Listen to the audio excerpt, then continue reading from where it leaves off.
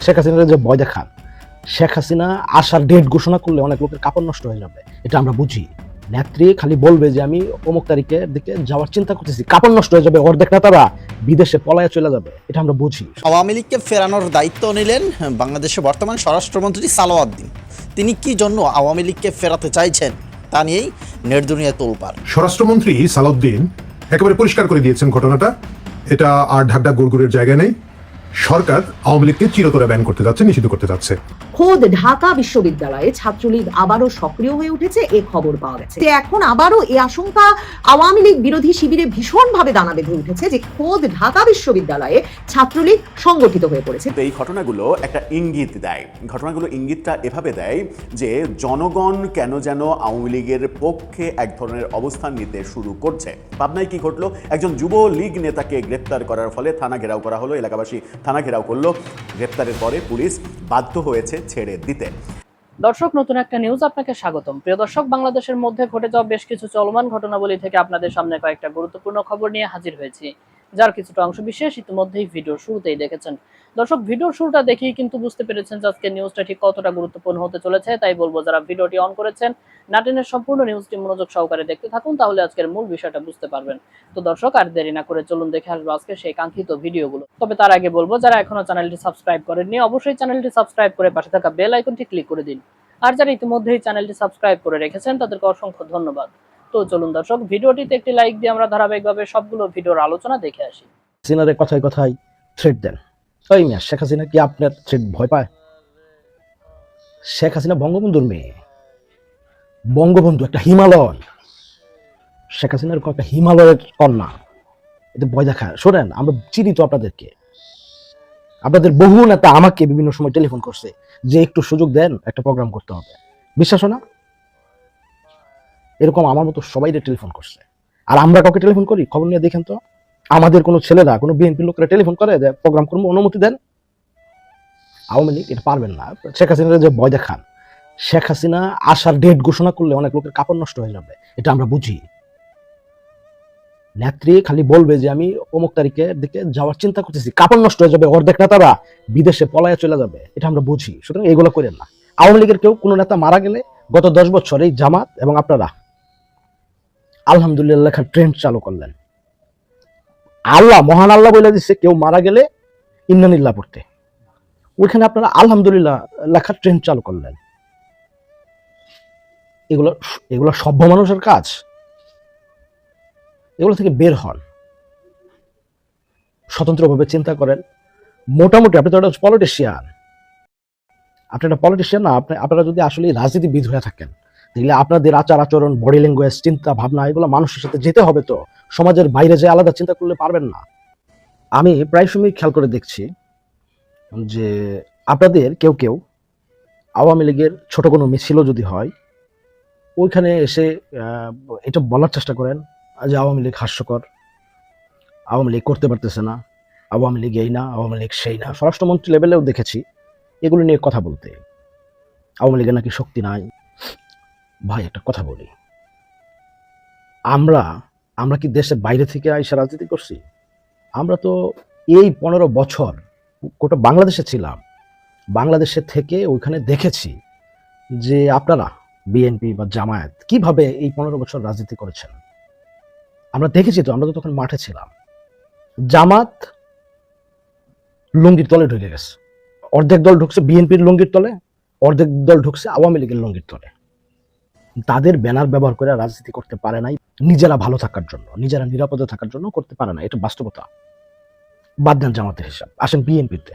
বুকে হাত দিয়া বলেন, বিএনপির কয়জন নেতা ছিলেন সারা বাংলাদেশে যারা স্থানীয় আওয়ামী লীগের সাথে ব্যালেন্স ছাড়া এই 15 বছর রাজনীতি করছেন? বিএনপির নাম বলছেন? কয়জন? হাতে গুনতে পারবেন। অল্প কয়েকজন ছিলেন যারা ব্যালেন্স ছাড়া রাজনীতি করছেন, আর বাকি সবাই ব্যালেন্স করে রাজনীতি করছে। খেয়াল করে দেখেন আওয়ামী লীগের বিষয়টা। এত বিপর্যস্ত একটা অবস্থায় আওয়ামী লীগ পড়েছে, যেরকম বিপর্যস্ত অবস্থায় বাংলাদেশে আর কোনো রাজনৈতিক দল কোনোদিন পড়ে নাই। শীর্ষ নেতাদের বেশিরভাগ জেলে এবং আত্মগোপনে। খেয়াল করেন, সংসদের মাধ্যমে আওয়ামী লীগকে নিষেধাজ্ঞার মধ্যে রেখেছেন। ছোট্ট কোনো একটা কর্মসূচি বাস্তবায়ন করলে ওখানে মব লেলিয়ে দিচ্ছেন। 20 জন 50 জনের একটা মিছিলে 300 মানুষকে আসামি করে মামলা দিচ্ছেন। নর্মাল একটা মিছিল, 50 জনের একটা মিছিল, 350 জন বা 250 জন আসামি দিয়ে একটা মামলা। খেয়াল করেন এই কথার তাৎপর্য আছে, এই কথার হাকিকত অনেক গভীরে।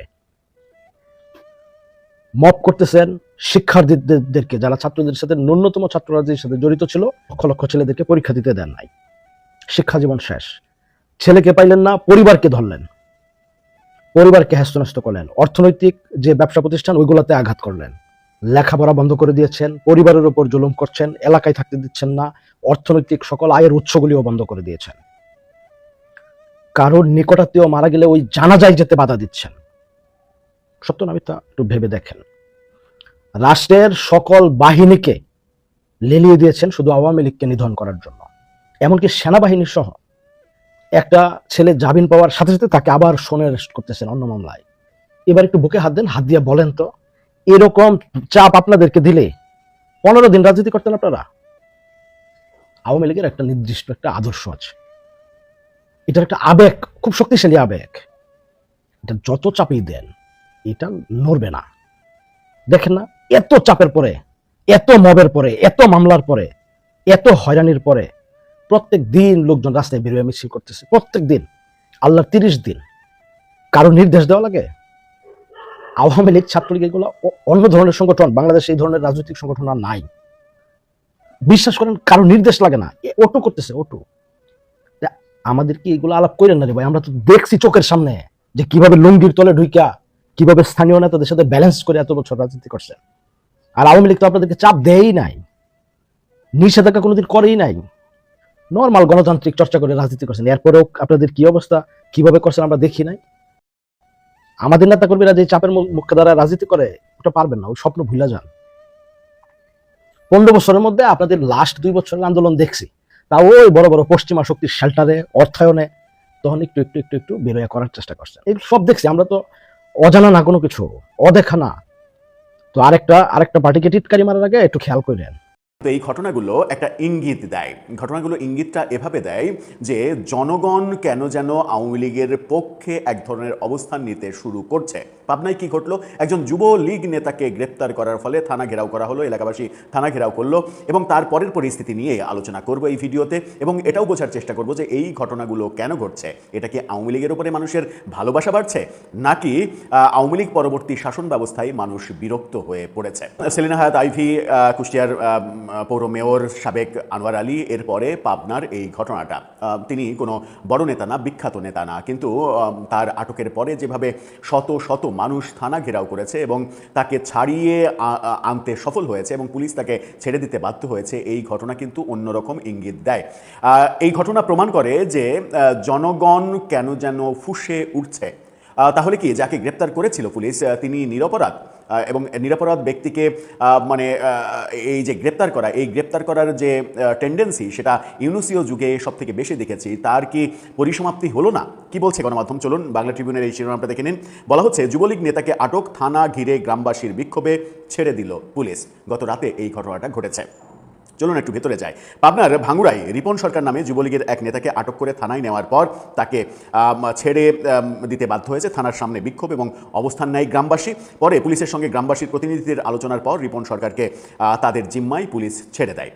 এটা কিন্তু একটা বড় ঘটনা। গ্রেপ্তারের পরে পুলিশ বাধ্য হয়েছে ছেড়ে দিতে। রাত 10:30টার দিকে এই ঘটনা ঘটে। আটক রিপন সরকার, যার বয়স 40 বছর, উপজেলার পারভাঙ্গুড়া ইউনিয়নের পাটুলিপাড়া গ্রামের বাসিন্দা, হাবিবুর সরকারের ছেলে। তিনি পারভাঙ্গুড়া ইউনিয়নের 1 নম্বর ওয়ার্ড যুবলীগের সাবেক সভাপতি, নেতাও কিন্তু। ওয়ার্ডের হলেও তো সভাপতি একটা নেতা। পুলিশ ও স্থানীয় সূত্র বলছে, রাত 8টার দিকে ভাঙ্গুড়া থানার পরিদর্শক তদন্ত আরিফুল ইসলাম পাটুলিপাড়া গ্রাম থেকে নাশকতামূলক কর্মকাণ্ডে সম্পৃক্ততার সন্দেহভাজন হিসেবে রিপন সরকারকে আটক করে থানায় নিয়ে আসে। সন্দেহভাজন, ওই যে পুলিশের একটা অস্ত্র আছে, অজ্ঞাতনামা আসামি হিসেবে যে কোনো মামলায় যে কাউকে ঢুকিয়ে দিতে পারে, সেই ফর্মুলায় এখানে ব্যবহার করা হয়েছে। তবে স্থানীয় লোকজনের ভাষ্য, টেবুনিয়া বাঘাবাড়ি আঞ্চলিক মহাসড়ক সংলগ্ন পাটুলিপাড়া গ্রামের একটি খাস জমি ও ছোট বাজারকে কেন্দ্র করে দীর্ঘদিন ধরে গ্রামবাসীর সঙ্গে ইউনুস সরকার নামে এক ব্যক্তির বিরোধ চলে আসছে। সরকারি জায়গা দখল করে ইউনুস সরকার সেখানে একটি ঘর নির্মাণ করেছিলেন। পরে গ্রামবাসী ঘরটি ভেঙে সেখানে পুনরায় মাছের বাজার বসান এবং স্থানটিকে ছোট বাজার ও অটোরিকশা স্ট্যান্ড হিসেবে ঘোষণা দিয়ে ব্যানার টাঙান। অন্যদিকে ইউনুস সরকার জায়গাটি নিজের দাবি করে রিপন সরকার সহ কয়েকজন গ্রামবাসীকে অভিযুক্ত করে থানায় অভিযোগ দেন। গ্রামবাসীর দাবি, ওই বিরোধে তাদের পক্ষে সক্রিয়ভাবে অবস্থান নিয়েছিলেন রিপন সরকার। তাকে হয়রানি ও আন্দোলন থামাতেই পুলিশ আটক করেছে বলে অভিযোগ তাদের।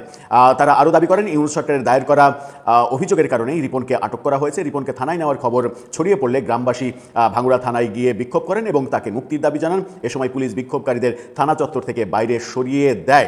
প্রত্যক্ষদর্শীরা বলছে, এই সময় ভাঙ্গুড়া থানার ভারপ্রাপ্ত কর্মকর্তা সাকিউল আজম উপস্থিত লোকজনকে উদ্দেশ্য করে বলেন, আমি যুবলীগের সভাপতিকে নিয়ে এসেছি, আপনারা কেন এসেছেন? আপনারা কি মব করতে চান? এই মুহূর্তে থানা এলাকা ছেড়ে চলে যান। তিনি আরও বলেন, আমি আওয়ামী লীগের দায়িত্বশীল অনেকের সাথে কথা বলেছি, সে চলমান কমিটির সভাপতি। পরে বিক্ষোভকারীদের শীর্ষ 5 জনকে নিয়ে ওসির কক্ষে আলোচনা হয়। আলোচনা শেষে রিপন সরকারকে তাদের জিম্মায় ছেড়ে দিতে বাধ্য হন ওসি। রিপন সরকারকে কেন আটক করা হয়েছিল এবং পরে কি বিবেচনায় ছেড়ে দেওয়া হয়েছে জানতে চাইলে ওসি বলেন, নাশকতার বিষয়ে জিজ্ঞাসাবাদের জন্য আটক করা হয়েছিল। জিজ্ঞাসাবাদে তার সম্পৃক্ততা না পাওয়ায় এবং গ্রামবাসীর বিক্ষোভ ও দাবির কারণে তাকে তাদের জিম্মায় ছেড়ে দেওয়া হয়েছে। গ্রামবাসীর বিক্ষোভ এটা স্বীকার করেছেন, এটা একটা ভালো দিক যে ওসি বাস্তবতা স্বীকার করেছেন। কিন্তু কেন এটা হচ্ছে? ওসি যে ঘোষণা দিয়ে বলছেন, আমি আওয়ামী লীগ গ্রেপ্তার করেছি, আপনারা এখানে কি করছেন? মানে আওয়ামী লীগ হলেই তাকে গ্রেপ্তার করা যাবে, সে অপরাধী হোক আর নিরপরাধ হোক। এই যে পুলিশি ভাষ্য, এই যে পুলিশের রাজনৈতিক অবস্থান, এই রাজনৈতিক অবস্থানের কারণেই কিন্তু 24-এর যে জুলাই আন্দোলন এবং সেই জুলাই আন্দোলনে এত পুলিশ যে আক্রান্ত হলো, আক্রান্ত যারা করলো তাদেরকেও কিন্তু ইন্ডেমনিটি দিতে সফল হয়েছে ইউনূস সরকার। এই ব্যর্থতা কোনো সরকারের না, এই ব্যর্থতা জনগণের কিংবা আন্দোলনকারীর না, এই ব্যর্থতা পুলিশের নিজেদের তৈরি করা ইমেজ সংকট। তারা রাজনৈতিক হাতিয়ার হিসেবে যতদিন নিজেদেরকে ব্যবহৃত করবে ততদিন এই অবস্থা চলবে। আমার মনে হয় যে ওই ঘটনা থেকে পুলিশের একটা লার্নিং হওয়া উচিত ছিল যে কোনোভাবেই রাজনৈতিক হাতিয়ার হিসেবে তারা ব্যবহৃত হবেন না। সেটা কি হচ্ছে বাংলাদেশে? স্বরাষ্ট্রমন্ত্রী সালাউদ্দিন একেবারে পরিষ্কার করে দিয়েছেন ঘটনাটা, এটা আর ঢাকঢাক গুড়গুড়ের জায়গা নেই। সরকার আওয়ামী লীগকে চিরতরে ব্যান করতে যাচ্ছে, নিষিদ্ধ করতে যাচ্ছে। আমরা দেখলাম চীনমৈত্রী সম্মেলন কেন্দ্রে বিএনপির যে জুলাইপন্থীরা আছেন তাদের একটা অনুষ্ঠানে, যেখানে প্রধানমন্ত্রী তারেক রহমান উপস্থিত ছিলেন।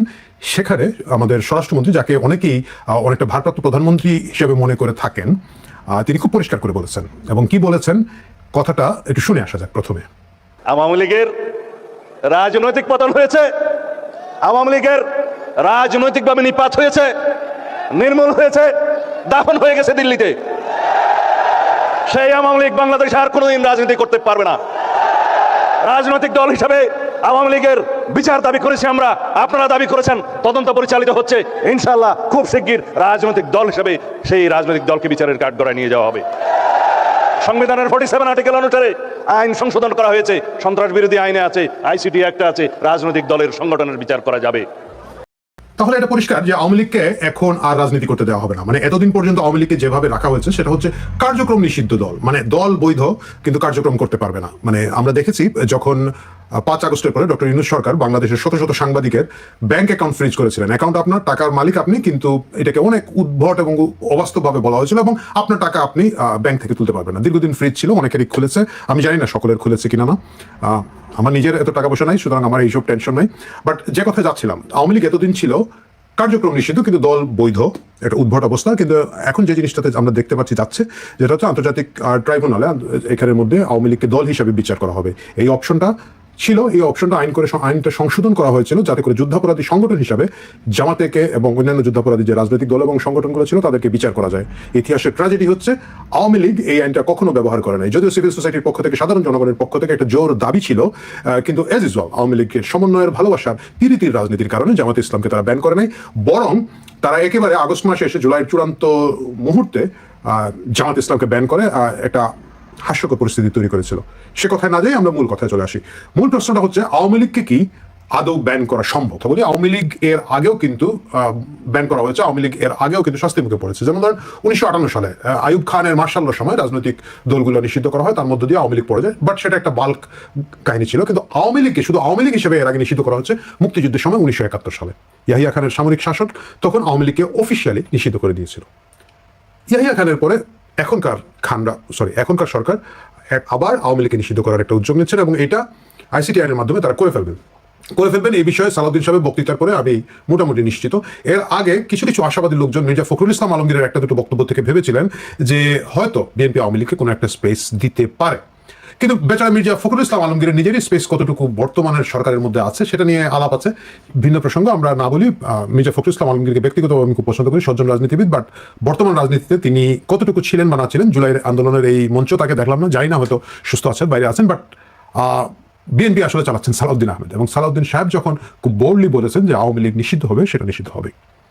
বাস্তবতা হচ্ছে আওয়ামী লীগের কাছ থেকে এটা টেনে এনে যে আমরা বিক্রি করবো, আমরা বাকিরা সেটা করি না, করতে চাই না, এবং এই কারণে আমরা ধর্মনিরপেক্ষতাকে প্রমোট করতে চাই না, বা একটা সেকুলার পরিস্থিতি যেখানে সকল নাগরিকের সহাবস্থান, এটাকে আমরা প্রমোট করতে চাই না।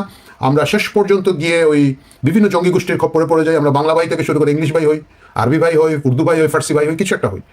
এই জায়গাটা আওয়ামী লীগের রাজনীতিটা রয়ে যাবে।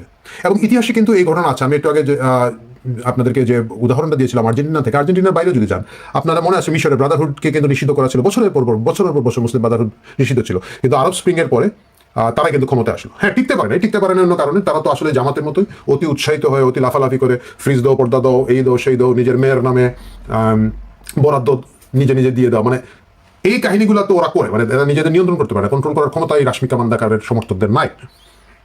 এই জায়গায় গিয়ে তাহলে জামাত টাইপের দল হিসাবে মুর্শি টিকতে পারে না, বাট তারা ক্ষমতা এসেছিল। আপনি যদি টার্কির দেখেন, টার্কিতে কিন্তু এখন ইসলামী ভাবাপন্ন রাজনৈতিক দলগুলোই ডমিনেট করছে, শুধু ক্ষমতার ব্যাপারটা না, পুরোটাই তারা ডমিনেট করছে। এই টার্কিতে কিন্তু দীর্ঘদিন ধরে এদেরকে নিয়ন্ত্রণ করার বা কন্ট্রোল করার কথা ছিল। অনেকে বলেন, আমি শুনেছি যে মুক্তিযুদ্ধের মাধ্যমে তো মুসলিম লীগ অ্যাবসলিউট হয়ে গিয়েছিল, জুলাই আগস্টের মাধ্যমে আওয়ামী লীগ হয়ে যাবে। এরা আসলে ইতিহাসটা জানেন না। 70-এর নির্বাচনে কিন্তু মুসলিম লীগ কোনো ফ্যাক্টরি ছিল না, এবং বিশেষ করে আইয়ুব খানের শাসন শুরু হওয়ার পরে, যুক্তফ্রন্ট সরকারের ক্ষমতার পরে, ওই সময় থেকে মুসলিম লীগ কিন্তু স্বাধীন পাকিস্তানে খুব একটা জোরদার অবস্থান ছিল। 70-এর সময় তাদের অনেকগুলো ফ্র্যাকশন ছিল, কনভেনশন মুসলিম লীগ, অমুক মুসলিম লীগ, ব্র্যাকেট করা ছিল, এবং তারা সকলে মিলেও মনে হয় 2% ভোট, 1% ভোট পায় নাই। আওয়ামী লীগের পরে 70-এ পূর্ব পাকিস্তান তখনকার বা বাংলাদেশে দ্বিতীয় শক্তিশালী দল ছিল জামাত, তাদের তখন 6 to 7% ভোট ছিল। এখন পর্যন্ত জামাতের এই 6 to 7% ভোট আছে, মানে গত নির্বাচনের কথা বাদ দেন, এটা এনিওয়ে আপনারা জানেন। এর আগ পর্যন্ত যেগুলোকে আমরা নির্বাচন হিসেবে ধরি, সেগুলোতে জামাতের ভোট 6 to 7% ছিল, মানে ওই ভোটটা কমে নাই। একইভাবে আওয়ামী লীগের 25 to 40%, মানে 25 কখনোই ওরা পায় না, 30 to 40% যদি ধরি, আমি ধরলাম দীর্ঘদিন ক্ষমতা থাকার কারণে তাদের জনপ্রিয়তা হারিয়ে গেছে, ইত্যাদিও যদি হয়, 25 থেকে 40 ভাগ লোক আছে, এবং এরা কোথাও যাবে না। এদের একটা বিরাট অংশ বংশ পরম্পরায় আওয়ামী লীগ করে, বিরাট অংশ আওয়ামী লীগের যে পলিটিক্যাল ফিলোসফি সেটাকে সাবস্ক্রাইব করে, সে মুক্তিযুদ্ধকে সাবস্ক্রাইব করে, সে ধর্মনিরপেক্ষতাকে সাবস্ক্রাইব করে, বাঙালি সংস্কৃতিকে সাবস্ক্রাইব করে, যেখানে আওয়ামী লীগের বাইরে একটা বিকল্প রাজনৈতিক দল এখন পর্যন্ত তৈরি হয় নাই, তৈরি হওয়ার আশু কোনো সম্ভাবনা নাই। বরঞ্চ ওই ধরনের কোনো কথা যারা আওয়ামী লীগের বাইরে থেকে বলতে চায়, এদেরকে দমিয়ে রাখার জন্য জামাত এবং তার ছোট জামাত, বিচি জামাত যেগুলো আছে, সবাই মিলে এগুলাকে দোসর, এগুলাকে স্বৈরাচার, ফেসিবাদ ইত্যাদি বলে দমিয়ে রাখার চেষ্টা করবে। স্বাভাবিকভাবেই জামাত ঘরানার যে উগ্র ডানপন্থী যে পলিটিক্সটা, সেটা হচ্ছে অন্যকে দমন করে ফেলার একটা পলিটিক্স। তাহলে 25 থেকে 40 ভাগ লোককে যদি আপনি রাজনৈতিক স্পেস না দেন, এইটার যে একটা প্রতিক্রিয়া হবে, ইমিডিয়েট হবে না। এটা সালাউদ্দিন সাহেব এবং আমি দুজনেই একমত হব, খুশির ব্যাপার, কিন্তু এটা একটা বিরাট প্রতিক্রিয়া হবে। সেই প্রতিক্রিয়া সামাল দেওয়ার মতো সাংগঠনিক দক্ষতা, রাজনৈতিক প্রজ্ঞা কোনোটাই বিএনপির নেই। সুতরাং আগামী দিনে আওয়ামী লীগ নিষিদ্ধের এই প্রক্রিয়ার মাধ্যমে এতগুলো মানুষকে রাজনীতির বাইরে ফেলে রেখে যদি মনে করা হয় এই দেশে শান্তি আসবে, সেটা সম্ভব না, এটা বাস্তব না। এবং সেই কারণেই আমার কাছে মনে হয় বিএনপি তার নিজের স্বার্থেই ভেবে দেখা উচিত, তারা যে সিদ্ধান্ত নিচ্ছেন, সালাউদ্দিন সাহেবের জোশে যে সিদ্ধান্ত নিচ্ছেন, সেই সিদ্ধান্ত শেষ পর্যন্ত তাদেরকে পস্তাতে হয় কিনা। প্রিয় দর্শক, আমি আশা করছি সবগুলো ভিডিওই আপনি মনোযোগ সহকারে দেখেছেন। সেই সাথে দর্শক, এই ভিডিওগুলো সম্পর্কিত যদি কোনো তথ্য বা মতামত থাকে, তাহলে তো অবশ্যই কমেন্ট করে জানিয়ে দিন। এতক্ষণ সাথে থাকার জন্য ধন্যবাদ। নিউজটি শেষ করছে এখানেই, ফিরছে আগামী ভিডিওতে নতুন কোনো টপিক নিয়ে। আল্লাহ হাফেজ।